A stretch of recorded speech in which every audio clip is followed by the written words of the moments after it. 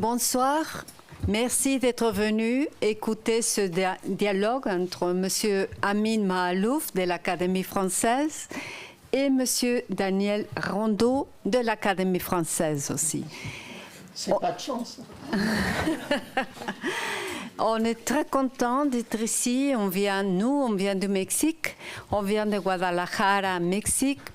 On fait partie, Monsieur le Président du prix et moi-même, on fait partie de l'organisation du prix Fil de littérature en langue romane.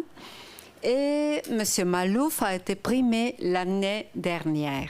Donc, on est très content d'être ici, chez lui, chez vous, et dans cette merveilleuse maison de l'Amérique latine, avec laquelle on a passé des accords pour inviter nos écrivains primés. Nos écrivains primés, nos lauréats chaque année ou quand il est possible.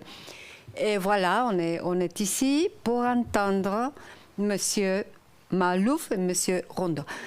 Mais avant, on va écouter M. le Président du prix, M. Héctor Raúl Solís Gadea, qui va lire un discours en espagnol et moi je vais traduire en français. Señoras y señores, muy buenas tardes. Mesdames et messieurs, bonsoir. Muy buenas tardes, profesor Maalouf, profesor Rondeau.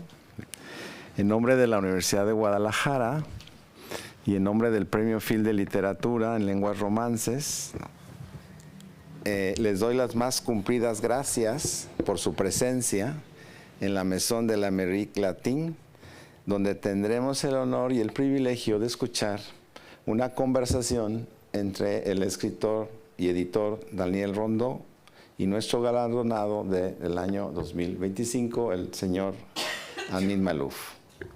Muchas gracias a los dos por su presencia, a la organización de la Maison por habernos acogido y naturalmente muchas gracias a todos ustedes por acompañarnos esta tarde. Mesdames et messieurs, bonsoir. Au nom de l'Université de Guadalajara et du prix Fil de littérature en langue romane, je vous remercie très sincèrement de votre présence à la Maison de l'Amérique latine, où nous aurons l'honneur et le privilège d'assister à un dialogue entre l'écrivain et éditeur Daniel Rondeau et notre lauréat 2025, Amin Maalouf.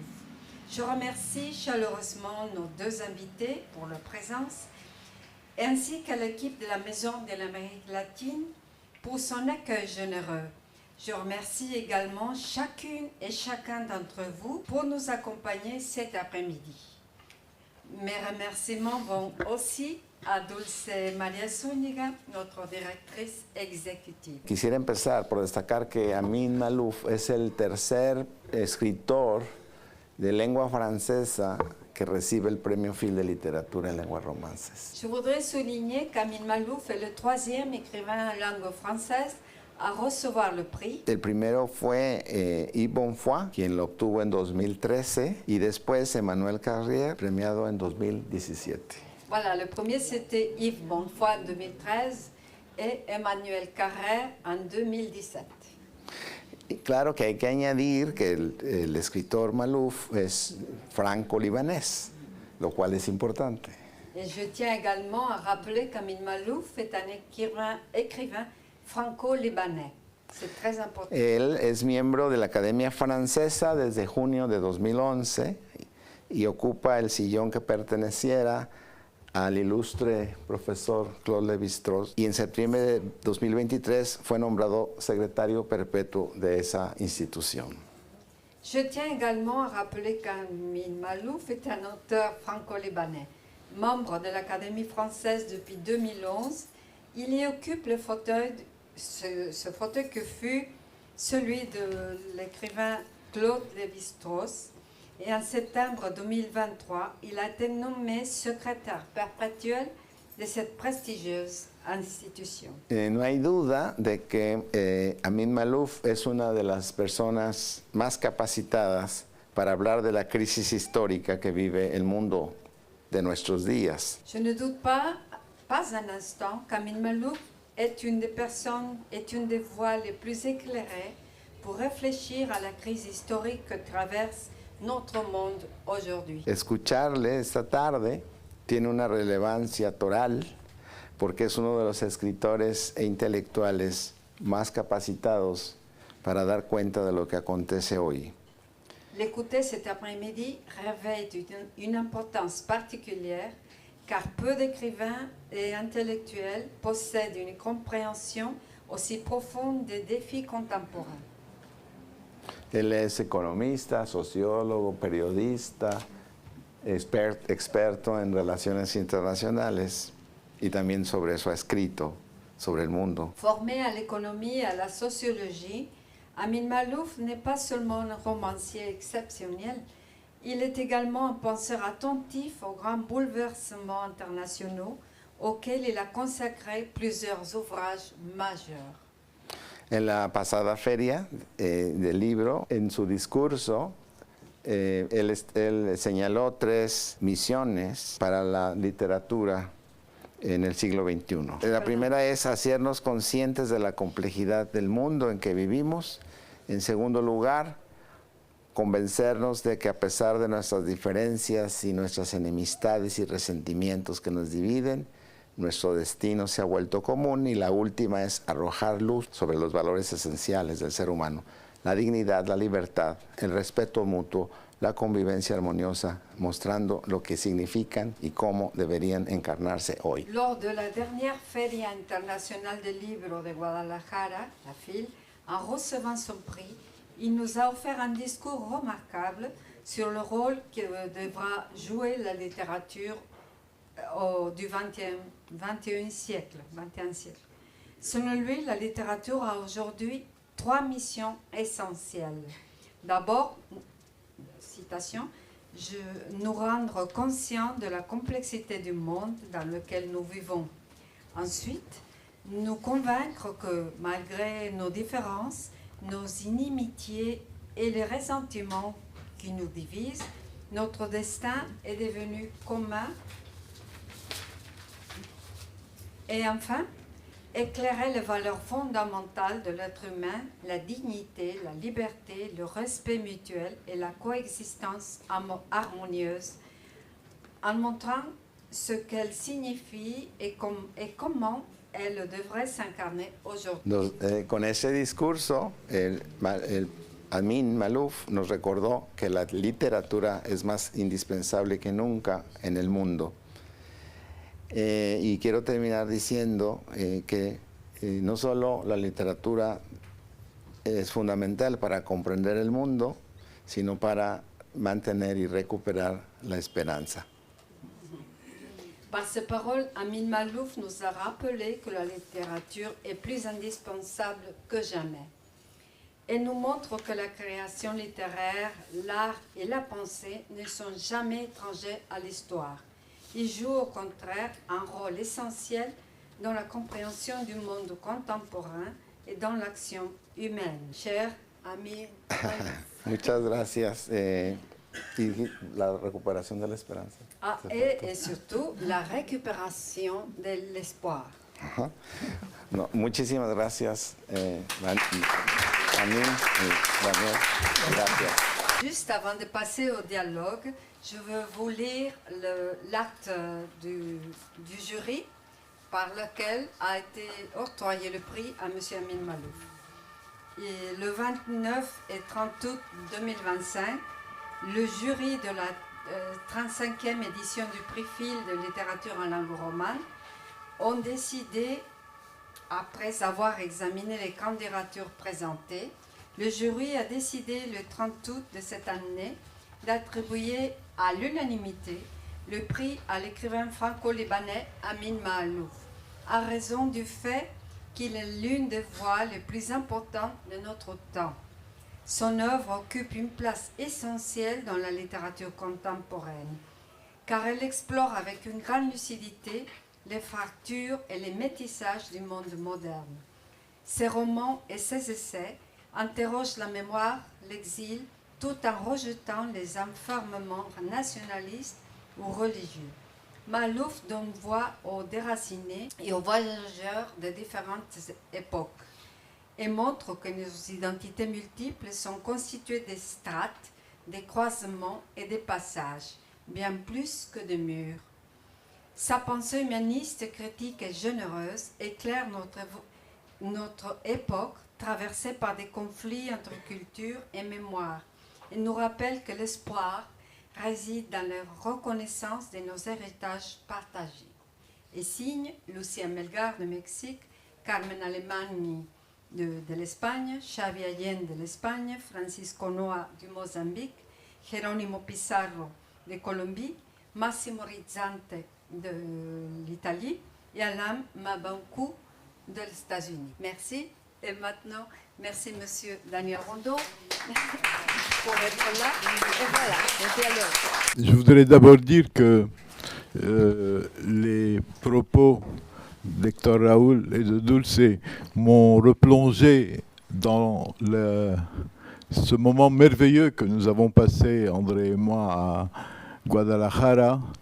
Ce n'est pas un festival parmi d'autres. Ce qui arrive à Guadalajara, c'est beaucoup plus que cela. Je pourrais m'étendre très longuement. Nous sommes allés 2 fois, je pourrais m'étendre longuement là-dessus. Je voudrais simplement signaler 2 choses. La première, c'est que le Festival de Guadalajara décerne un prix littéraire important destiné aux auteurs dans des langues romanes, ce qui est extrêmement rare de réunir le français, l'italien, l'espagnol, le portugais, le catalan, le roumain et les autres langues dans une conception d'une civilisationnelle et littéraire unique. Et je pense que c'est un exemple à suivre dans d'autres régions du monde.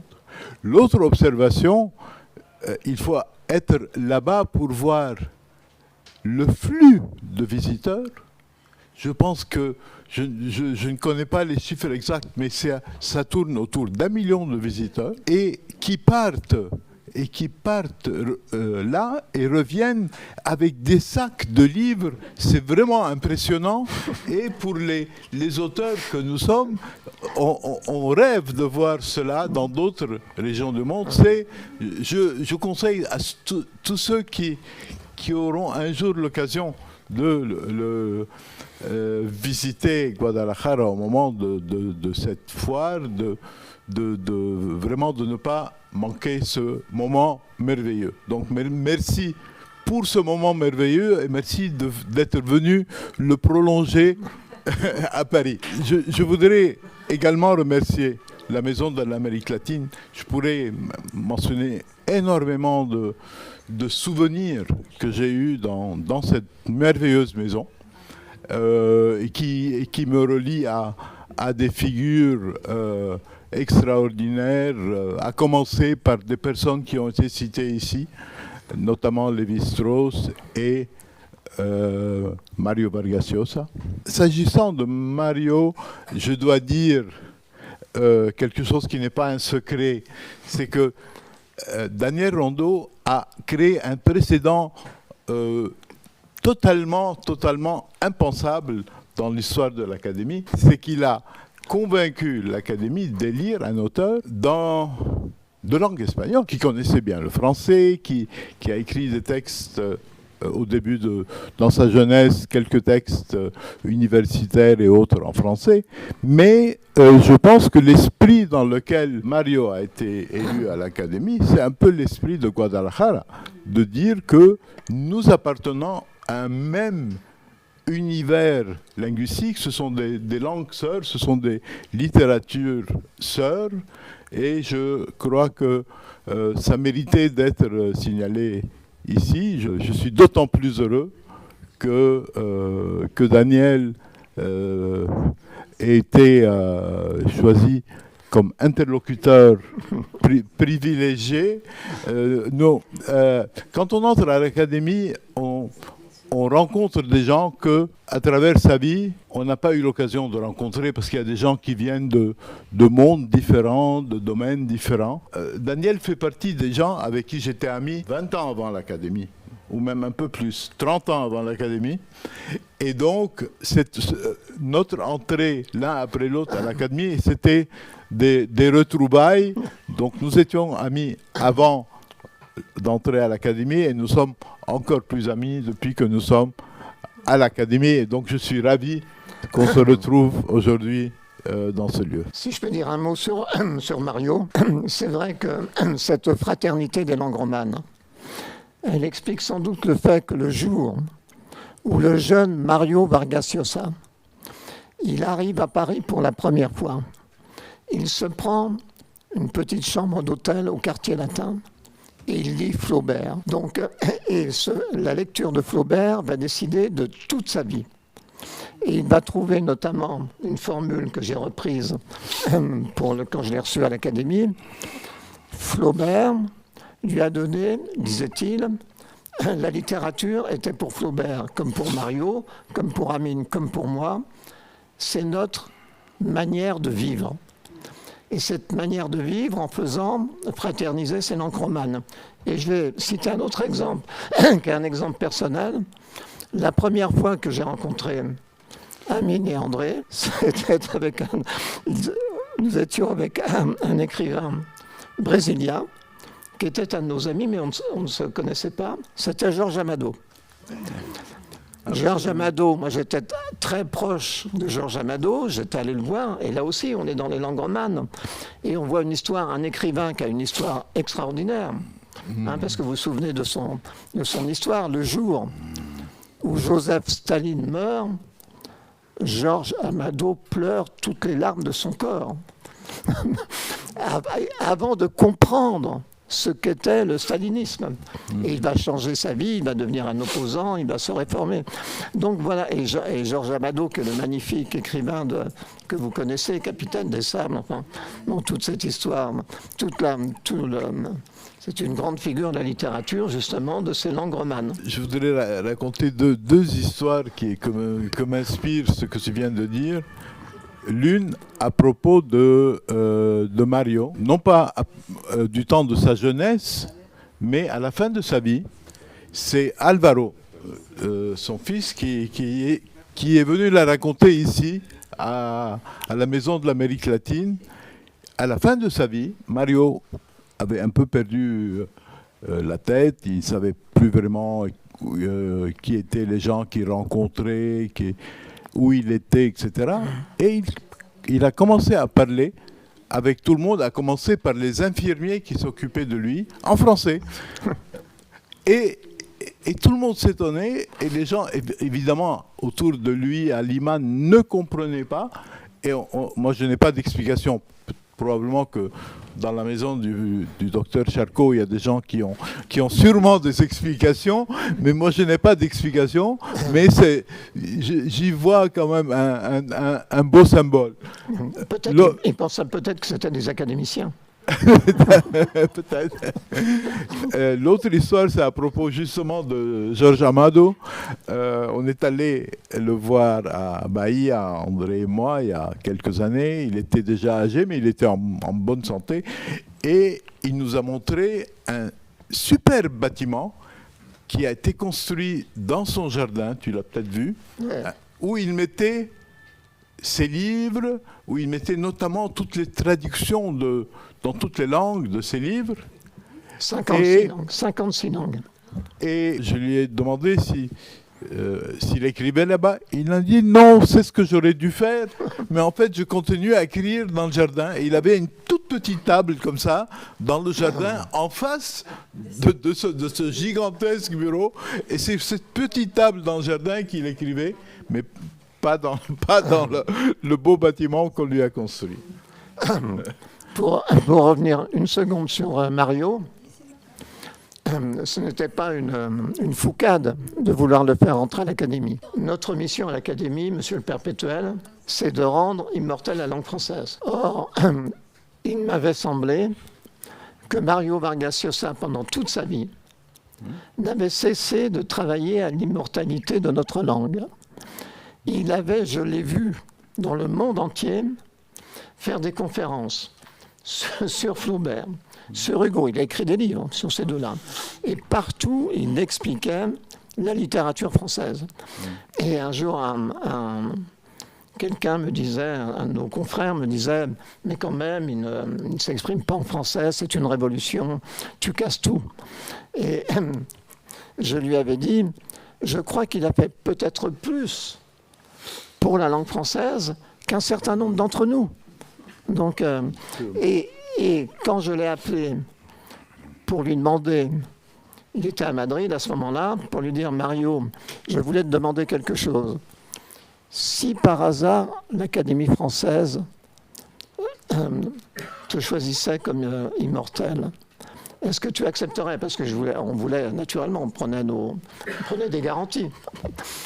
Et il m'avait dit oui. Et le lendemain, il m'a rappelé, il m'a dit je vais être bien sûr que c'est toi qui m'as appelé, que ce n'est pas une blague, parce que si c'est vrai, c'est le plus beau jour de ma vie. Tu te souviens ça? Il nous l'a dit aussi quand on avait dîné ensemble.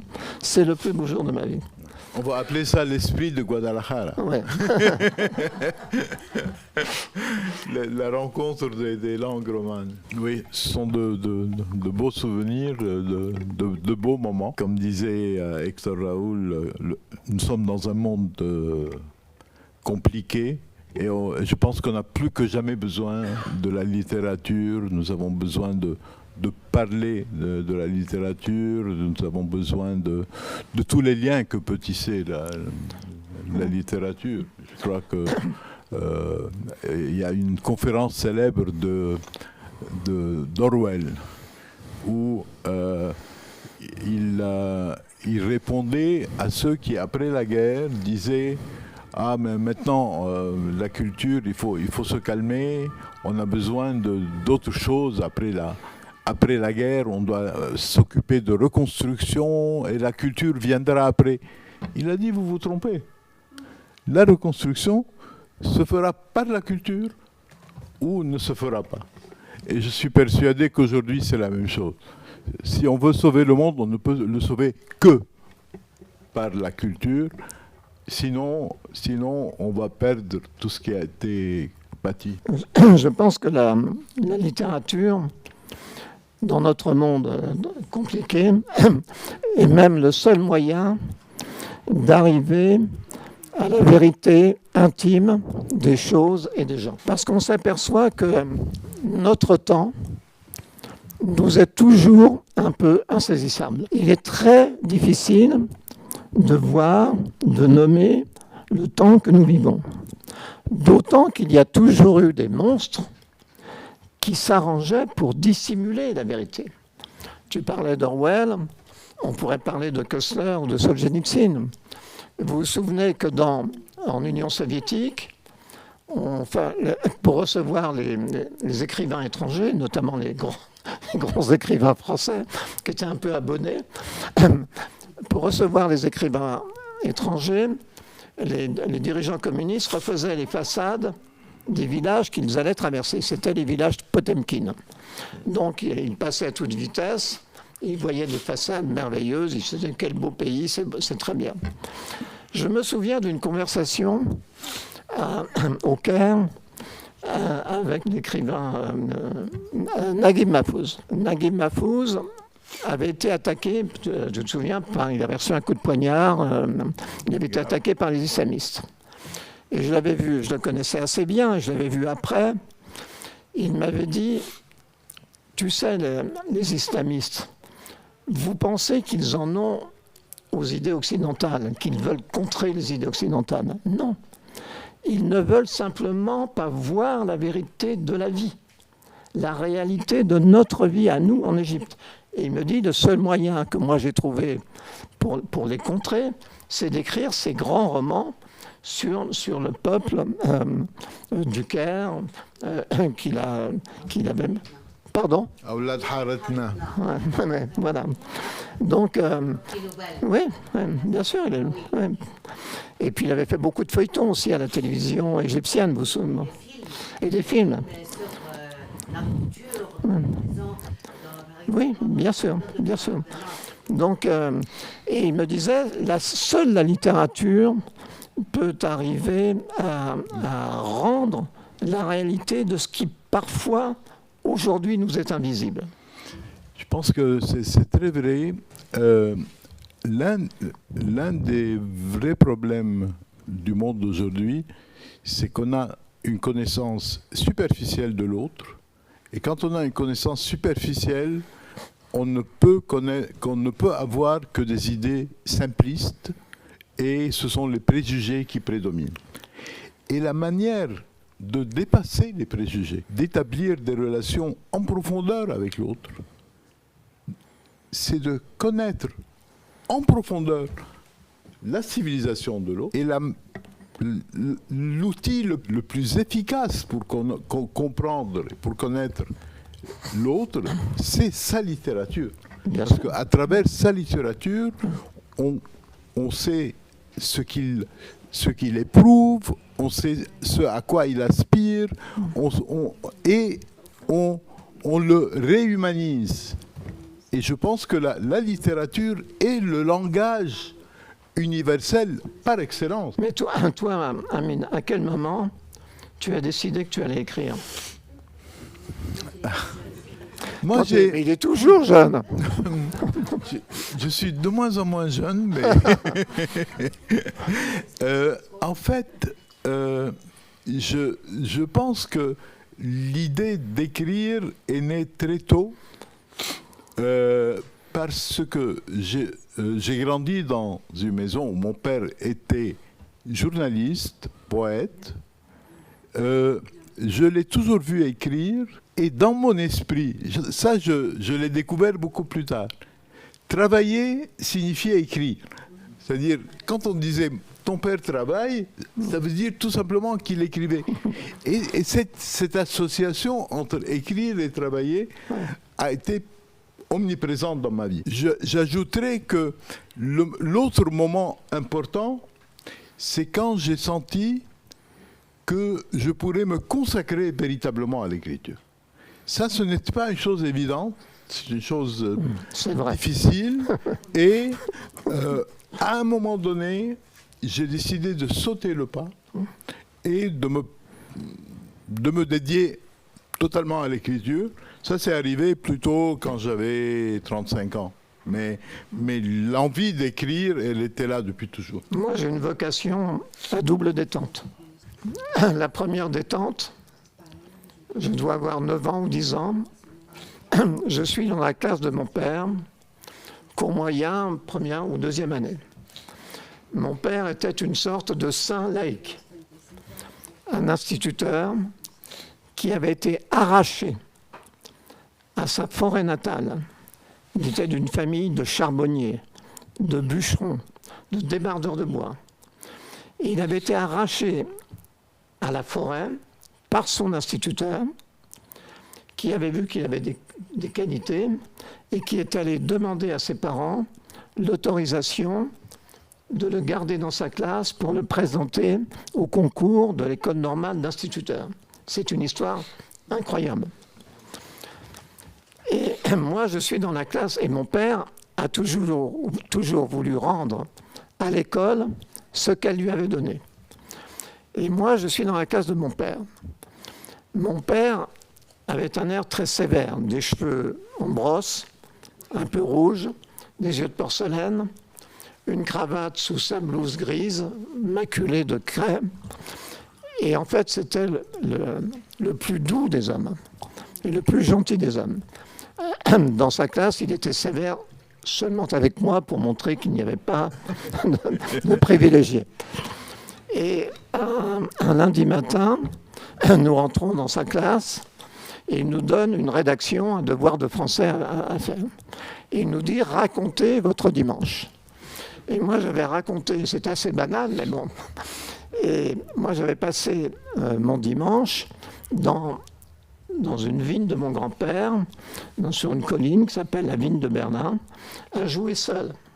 Il y avait des sources, il y avait différents arbres, c'était une colline complantée d'arbres fruitiers, de saules et de vignes.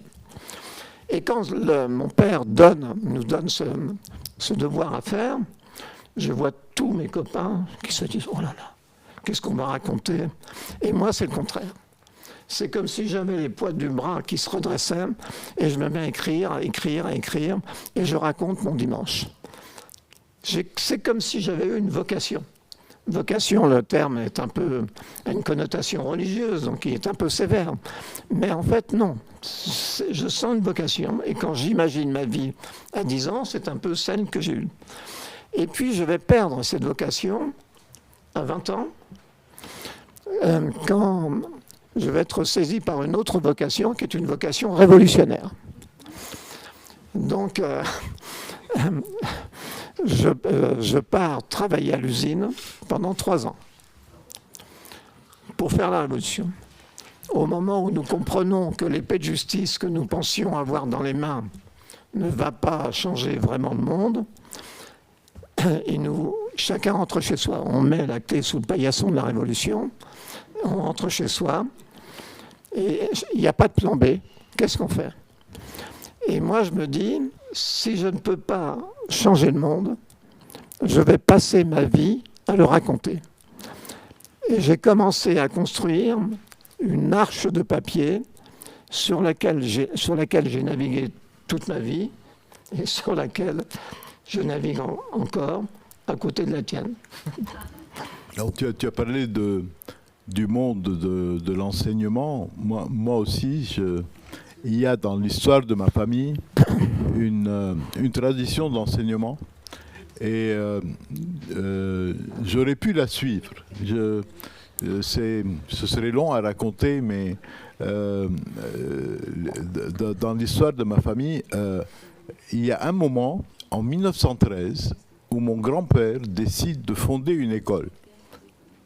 Une école dans un village de 100 habitants, où il y avait des garçons et des filles sur les mêmes bancs, dans un village de la montagne libanaise. Et il avait fondé avec ça dans le matin. Il avait fondé avec ma grand-mère. Et comme l'école était toute petite, ils l'ont appelée d'un nom somptueux, l'école universelle. Ah, bravo.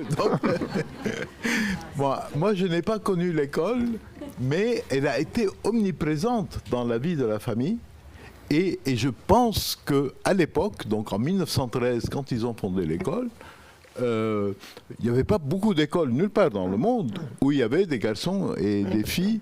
Et ma grand-mère, que j'ai bien connue, parce que mon grand-père est mort bien avant ma naissance, ma grand-mère, que j'ai très bien connue, me racontait que mon grand-père allait d'une maison à l'autre dans le village et dans les villages avoisinants pour convaincre les parents qu'il fallait envoyer leur fille aussi à l'école, pas seulement le fils. Et cette idée de cette présence de l'enseignement était vraiment un des éléments fondamentaux de la vie de la famille. Ma grand-mère, qui a dirigé l'école après la mort de son mari, a décidé à un moment donné de fermer l'école et d'aller s'installer à Beyrouth et d'envoyer ses enfants. Elle avait 6 enfants qui étaient très jeunes à la mort de son mari, d'envoyer les 6 enfants à l'université. Donc à chaque fois que l'un d'eux arrivait à l'âge où il pouvait aller à l'université, elle l'envoyait à l'université. Et moi j'ai grandi dans un milieu où tout le monde enseignait. Sauf qu'eux enseignaient en anglais et moi j'ai été scolarisé en français. Donc il y avait... Mais ça c'est une autre histoire, très longue histoire. Mais pour revenir à l'importance de l'éducation et de l'exemple, quand mon père s'est aperçu que j'avais un certain goût pour la lecture, il a fait quelque chose qui moi me paraissait normal, mais qui à cette époque était tout à fait inattendu, et dans son milieu et pour le temps. Il m'a dit, je t'ai ouvert un compte dans une librairie de Chalon-sur-Marne, c'est là que nous habitions, librairie de l'Union républicaine, rue d'Orfeuille. Il m'a dit, tu pourras venir et acheter tous les livres que tu veux quand tu sortiras du lycée. J'étais en 6e. Donc, je ne sais pas si vous imaginez le cadeau royal.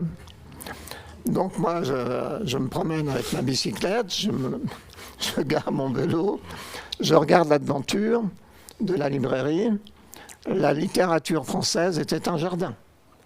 Qu'est-ce que je vois comme nom? Giono, Aragon, Malraux, Morand, Camus, j'en passe. Et j'achète tous les livres que je veux. Donc en fait, j'achète 1 ou 2 livres à chaque fois que je lis. Et en même temps, je vais à la bibliothèque. Et cette lecture, parce qu'on va peut-être parler de la lecture, cette lecture a changé ma vie. Parce que nous vivions sous un ciel que vous ne pouvez pas imaginer, le ciel de Champagne. Il peut être très beau en été, mais les mois d'hiver peuvent être très longs. On est dans le froid, on est dans la brume, les vignes sont sévères sur les collines, et il y a parfois de la neige, et je ne connaissais pas vraiment, on ne voyageait pas. Et je découvre la lumière de la Provence dans les livres de Jean Giono. Je suis en 6e. Et à la fin de la 6e, je lis Camus, et Camus me fait traverser la mer. Ça y est, je suis en Méditerranée, qui allait devenir mon autre pays, parce que comme l'a dit Edgar Morin, il a dit tu es champenois, mais en fait tu es un vrai néo-méditerranéen. Bon, donc c'est ça aussi la force de l'exemple et de la lecture. Moi j'ai été aussi influencé par Camus, mais autrement. Bon, parce que la Méditerranée, oui. Je ne la découvrais pas avec lui. En revanche, je me souviendrai toujours des premières phrases très courtes de l'étranger. On découvre qu'il y a une certaine manière d'écrire qu'on ne soupçonnait pas. Et moi, je me souviens parfaitement que j'ai eu envie d'écrire, et notamment de raconter des histoires en lisant ces premières phrases. Aujourd'hui, maman est morte, etc. Et après, j'ai découvert... Pardon. Non, vas-y. Non, après, j'ai découvert un autre Camus qui n'était pas seulement le Camus de ce style nerveux, saccadé, énergique. C'était le Camus boussole morale. Oui. Et ça, c'était une autre découverte, mais beaucoup plus tard. Et on revient à la force de la littérature.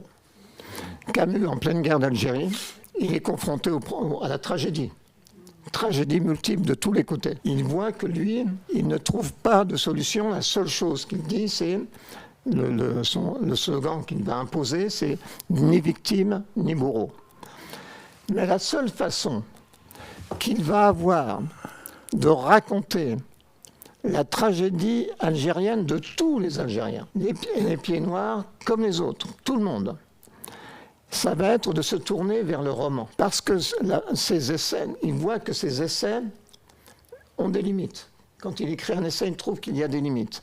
Et il va commencer à écrire ce roman magnifique que l'on retrouvera dans sa voiture, dans la voiture de son éditeur, Gallimard, le jour où il va être tué dans un accident. Le premier homme.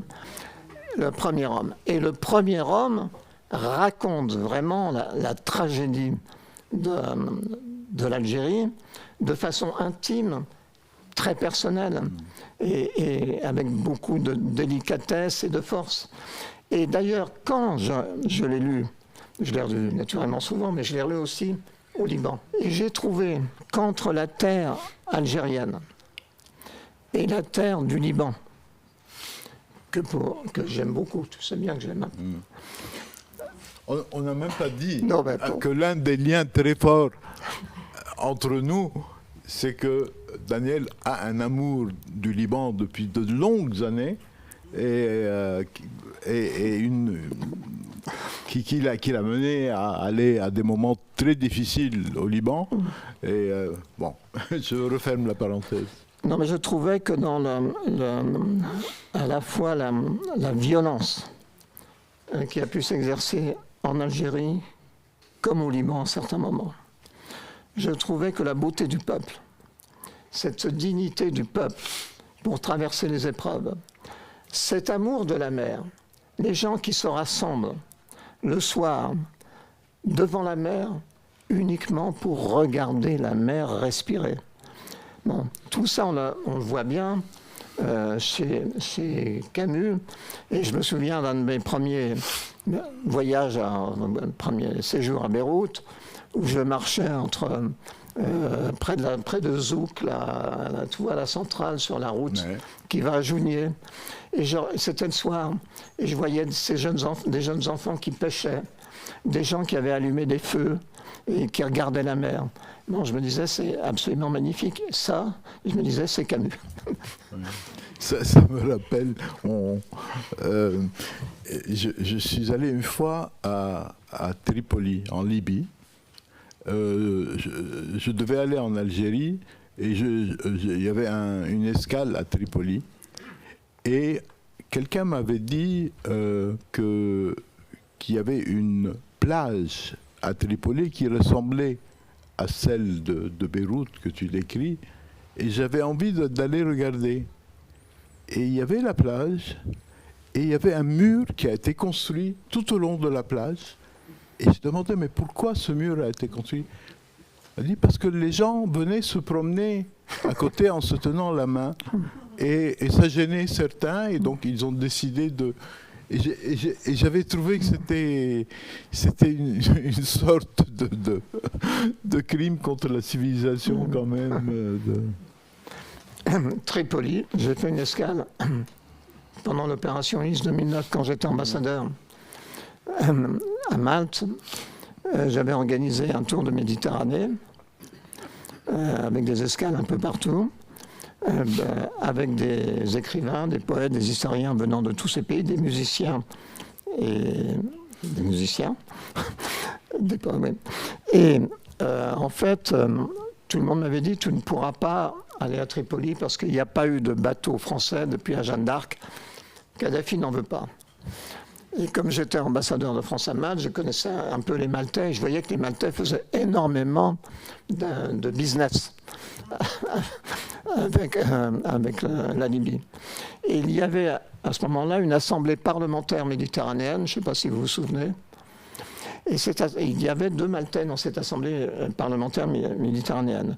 Et j'ai demandé à un de ces députés d'aller voir Kadhafi et de lui demander directement si la France pourrait rentrer avec un pétrolier ravitailleur aux armes françaises pour cette opération. Et le soir même, le type est parti à Malte et la Libye, c'est à 20 minutes en avion. Et le soir même, le type m'a appelé, il m'a dit, mais il n'y a aucun problème, tu peux rentrer avec ton bateau. Or, pourquoi je raconte ça? C'est parce qu'on a fait une séance, une conférence, à la demande des étudiants libyens. De quoi voulaient-ils parler? Ils voulaient parler de Camus. Non, mais c'est quand même intéressant. Donc, il y avait 150, 200 étudiants qui veulent parler de Camus. Nous avions 2 traducteurs. Le premier traducteur, c'était notre ambassadeur, qui s'appelait François Gouillette. Et le deuxième, c'était un poète libanais qui était sur le bateau et qui s'appelait Salas Tétier.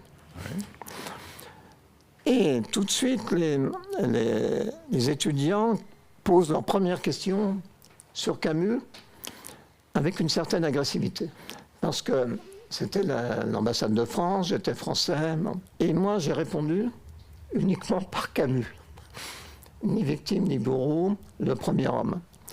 Et en 20 minutes, toute l'agressivité s'est évaporée. Et on a continué à parler de Camus pendant 2 heures, tranquillement, comme si on était ici. Je me souviens quand Daniel a été ambassadeur à Malte, il y avait une idée qu'on avait discutée ensemble et qui me plaisait beaucoup. Malte est, dans l'Union européenne, le seul pays à avoir comme langue officielle une langue sémitique.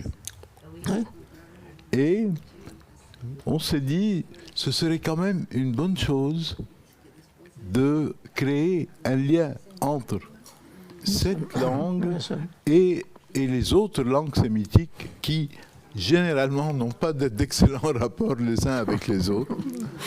Et je pense que nous avons été un peu rêveurs dans cela, parce que je crois que l'évolution des choses n'est pas allée tellement dans... Mais nous avions beaucoup parlé de ça, nous avions imaginé faire des rencontres autour, un peu, encore une fois, c'est le même esprit, l'idée que des langues qui ont une parenté entre elles puissent se regrouper par-delà les conflits, les détestations mutuelles.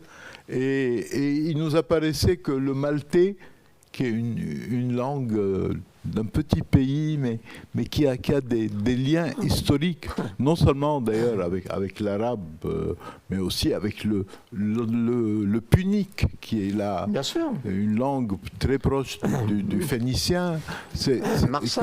Le port. C'était une manière de créer des liens inhabituel en Méditerranée. Mais il y avait eu une grande réunion d'historiens bien avant, il y a 20 ans avant mon arrivée. C'était ça un peu qui m'avait inspiré, parce qu'il y avait eu vraiment une rencontre d'historiens des deux rives, et sur la singularité de Malte, qui était totalement européenne d'une certaine façon. C'était l'Europe avant l'Union européenne, et d'autre part, c'est un morceau d'Afrique. Donc, et c'est le problème de langue. On a eu toutes les langues à Malte. Et moi qui n'ai jamais étudié le maltais, quand je lis un texte en maltais, je le comprends. Et en fait, j'ai essayé de persuader les autorités maltaises qu'ils devaient être très fiers de cette langue sémitique, et que c'était un trésor pour eux et pour nous, Européens. C'était ça notre projet, on voulait faire un truc en Europe. Vous savez, nos utopies communes ou nos utopies respectives, je pense qu'elles étaient généreuses. Le monde n'est pas allé dans cette direction. Peut-être qu'un jour, il finira par aller dans cette direction. Mais je pense que c'est nous qui avons raison. Je pense que c'est nous qui avons raison d'essayer de rapprocher, d'essayer de faire que la Méditerranée, par exemple, soit un lieu de rencontre et non pas une frontière entre les mondes, ce qu'elle est en train de devenir. C'est vrai que... Non, mais là, c'est pas fini. L'histoire ne finit pas, malgré... L'histoire ne finit pas, mais c'est vrai que quand je pense aux rêves de ma jeunesse et je regarde le monde d'aujourd'hui, ça ne coïncide pas totalement.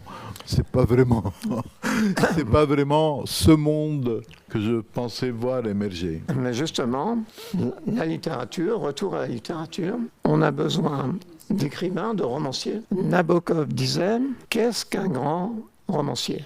Il disait, un grand romancier, c'est 3 personnes en une. Le conteur, le pédagogue et l'enchanteur. Or, justement, l'enchantement du monde, Amine, ça nous revient. C'est pour nous.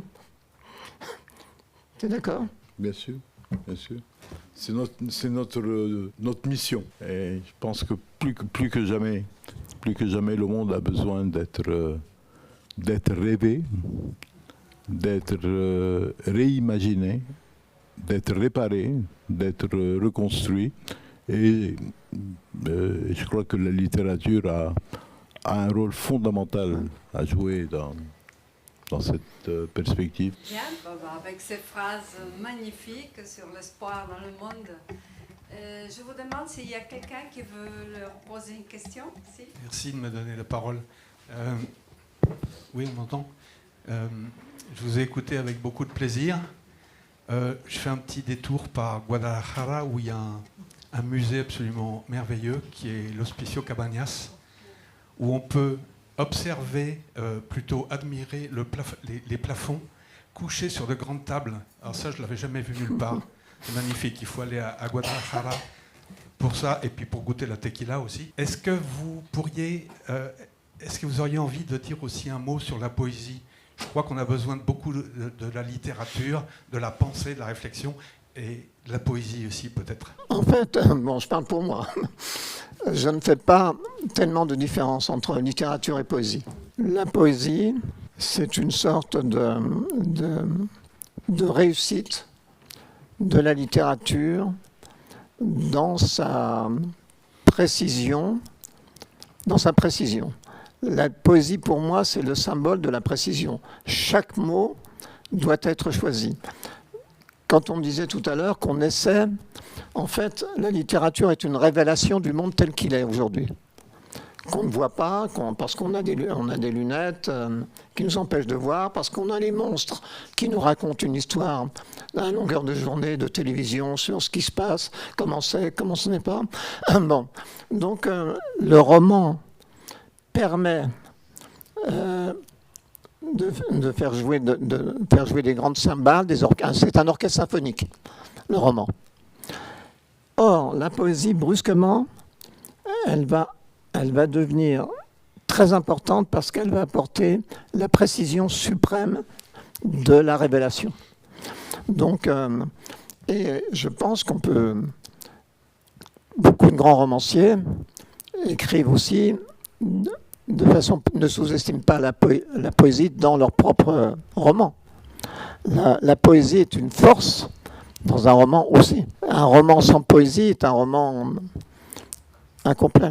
Il lui manque quelque chose. Vous êtes un peu déçus.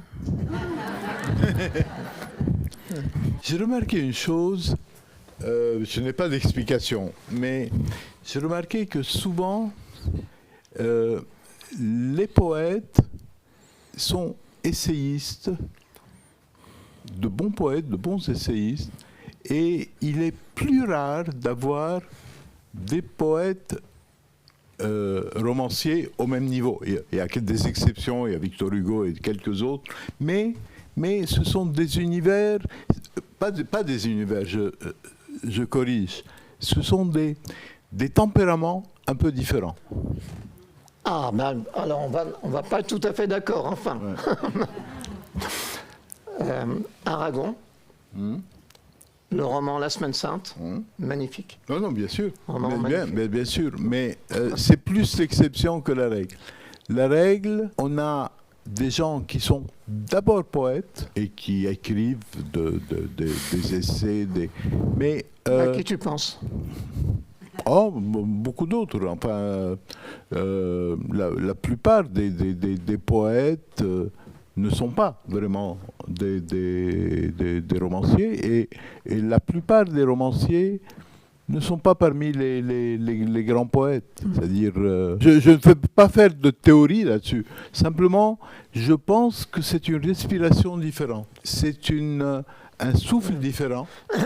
Et c'est une constatation, c'est pas une théorie, c'est pas je ne sais pas mais il y a c'est une respiration différente. En tout cas, c'est comme ça que je le ressens. Je veux dire aussi, comme nous avons dit, et Louise a dit, que la mère ne sait pas lire ni écrire, le grand Taha Hussein, sa maman, enfant de la Haute-Égypte, un tout petit village. Jamais elle a vu le train, mais voilà, nous avons docteur Taha Hussein. Pour vous, Monsieur Malouf, comme je suis égyptienne, je vous ai rencontré plusieurs fois, et ça m'étonne que vous êtes, quand je vous vois, je dis, ah, il est un vrai Libanais. Comment vous avez gardé cette nature, je pense, et cet sûr. Accent. Nous avons tous des accents, voilà. Donc, comment, et je suis fière bien sûr, et comment, jusqu'à maintenant, vous parlez comme un Libanais, vous sentez comme un Libanais. Merci beaucoup, c'est Mona Gamal Eldin, je suis poète. Merci beaucoup. Je voudrais dire d'abord que je suis libanais, effectivement, et ajouter quand même que ma mère est née à Tanta. Donc je suis... Tanta, c'est à mi-chemin entre Alexandrie et Le Caire. pour ceux qui ne connaissent pas, parce que toute la famille de ma mère était en Égypte. Ils sont tous, ils ont vécu en Égypte, ils sont morts en Égypte, et toute ma famille maternelle parlait avec un fort accent égyptien, sauf ma grand-mère maternelle qui parlait le turc. Mais ça, c'est une autre histoire. Je pense que, je l'ai un peu écrit, je pense que toutes nos appartenances, il faut les assumer, il faut les cultiver, il faut considérer qu'on est soi-même un lieu de rencontre entre des cultures différentes, des appartenances différentes, des peuples différents, des histoires différentes. Je pense que c'est notre rôle dans le monde tel qu'il est, et surtout quand le monde va aussi mal qu'aujourd'hui, d'assumer ces différences pleinement et d'essayer d'établir des liens et notamment entre les deux rives de la Méditerranée, notamment entre ce vaste monde arabo-musulman qui est en crise profonde et l'Occident qui commence à être en crise pas assez profonde aussi.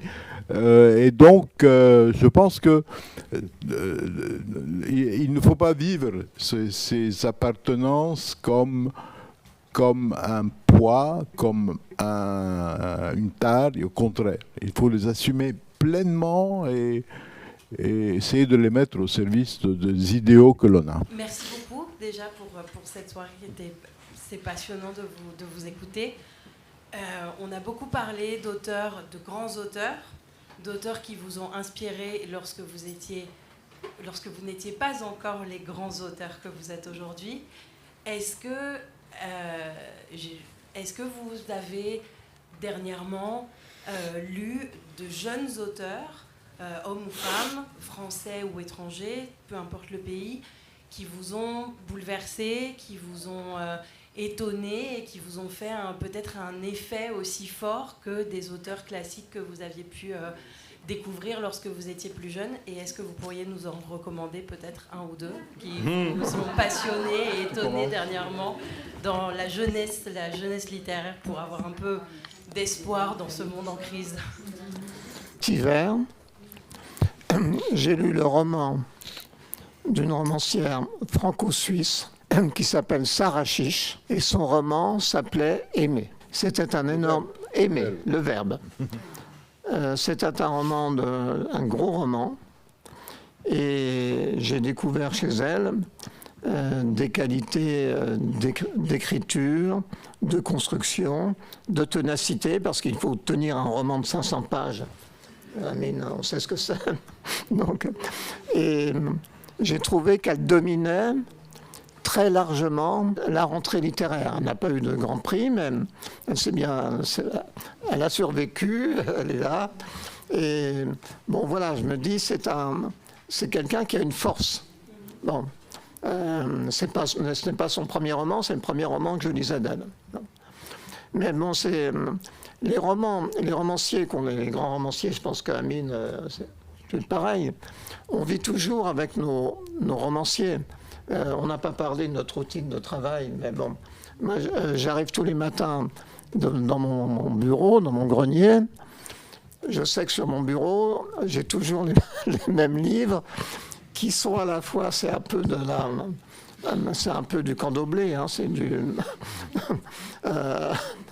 je sais que j'ai Chateaubriand, Aragon, enfin voilà, j'ai plusieurs écrivains qui j'ouvre les mémoires d'outre-tombe et je lis une page. Je referme et je me dis voilà. Ça aussi, c'est une écriture poétique, naturellement. Je me retourne vers vous. Donc, mais des découvertes importantes, on en trouve relativement peu. Des gens qui nous... Cette fille, Sarah Chiche, que j'ai rencontrée une fois il y a 15 jours, bon, elle m'a beaucoup impressionné. Et je pense qu'elle va grandir encore. En fait, il y en a énormément.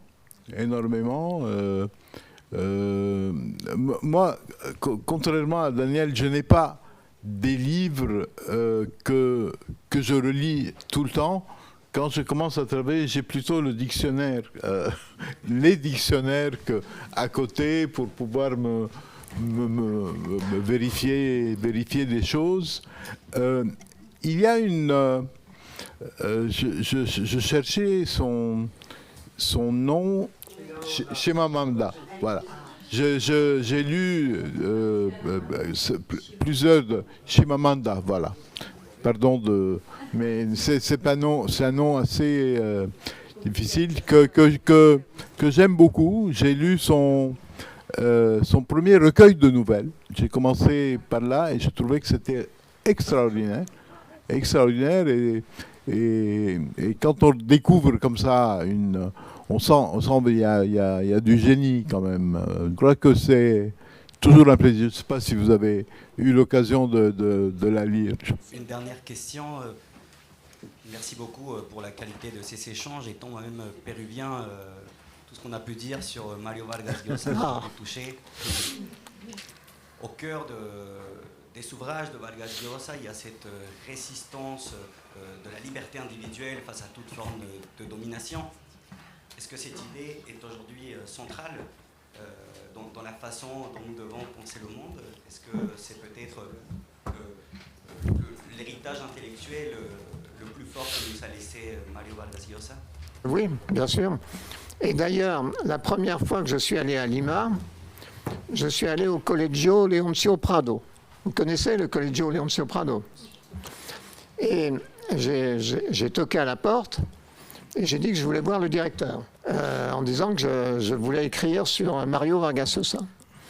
Alors, il y avait 2 soldats qui m'ont encadré, bien armés. Ils m'ont fait attendre pendant 1 heure environ sur un banc, mais ça ne me dérangeait pas. Et au bout d'1 heure, le directeur m'a fait dire qu'il allait me recevoir. Donc il me reçoit dans son bureau et il commence par m'expliquer qu'il a été obligé de brûler des exemplaires du livre de Mario parce que tout était faux. J'ai parlé avec lui, je lui ai dit que ce n'était pas tout à fait vrai, que justement, en littérature, la vérité et le mensonge sont 2 sœurs. Donc, alors il m'écoutait avec politesse, il était très aimable. Et puis à la fin, je suis reparti en achetant un petit fanion du Colegio Leoncio Prado. Et je l'ai rapporté chez moi. Moi, je suis un peu fétichiste de littérature, pas comme toi. Toi, tu n'es pas fétichiste du tout. Donc, j'ai accroché dans mon bureau depuis cette époque le fanion du Colegio Leoncio Prado dans mon bureau, près de moi. Or, la vie est un roman. Il se trouve que je reçois Mario Vargas Llosa à l'Académie. Donc, qu'est-ce que je fais? Je ne sais pas si tu te souviens. Je cache dans mon habit vert le fanion du collège. Et quand j'arrive à l'épisode La ville et les chiens, le roman de Mario, et à ce moment-là, devant tout le monde, je sors le fanion du Colegio Leoncio Prado. Bon. Voilà, c'était un petit clin d'œil au directeur. Moi, je n'ai jamais eu la chance d'aller à Lima, mais un jour, j'espère que j'aurai cette occasion. Je ne vais pas tellement intervenir, mais je vais juste réagir à la phrase de Daniel sur le fait que le mensonge et la vérité se mélangent. Il y a quelqu'un que je ne nommerai pas qui a dit il n'y a pas longtemps que la vérité était une opinion comme les autres, et je pense que c'est un peu l'esprit de notre époque, et c'est un esprit qui mérite qu'on soit vigilant et qu'on donne la priorité à la culture, à la littérature, et j'ajouterai à la décence.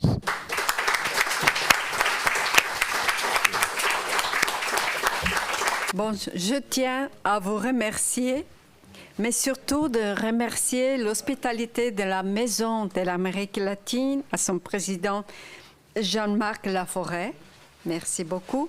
Alain Rouquier, qui est le président d'honneur de la maison, à François Vitrani, qui est son directeur. Alors, merci beaucoup parce que c'est grâce à elle et à cette organisation qu'on a pu avoir cette soirée magnifique. Merci beaucoup.